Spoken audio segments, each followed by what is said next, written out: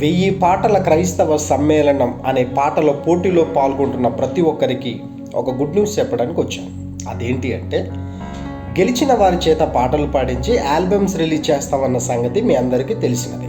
మరొక విషయం ఏంటి అంటే, ఆ పోటీలో పాల్గొని పాటలు పాడిన ప్రతి ఒక్కరిని ఇండివిజువల్గా వాళ్ళ పాడుతూ ఉండగా రికార్డ్ చేసి, ఆ రికార్డ్ చేసిన వీడియోకి బ్యాక్గ్రౌండ్ మంచి మ్యూజిక్ అప్లై చేసి అందంగా ఎడిటింగ్ చేసి, సపోజ్ సునీత గారు పాడారు అనుకుందాం, మేము పెట్టే యూట్యూబ్ ఛానల్లో సింగర్ సునీత అని మనం నేమ్ రాస్తూ పలానా సీజన్లో 1000 పాటల క్రైస్తవ సమ్మేళన పోటీలో పాల్గొనింది అని మేము ప్రపంచానికి చూపించబోతున్నాం.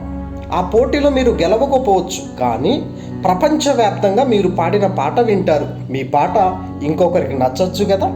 కాబట్టి పాల్గొనండి, మీ యొక్క తలాంతును ఈ సమాజానికి చూపించండి.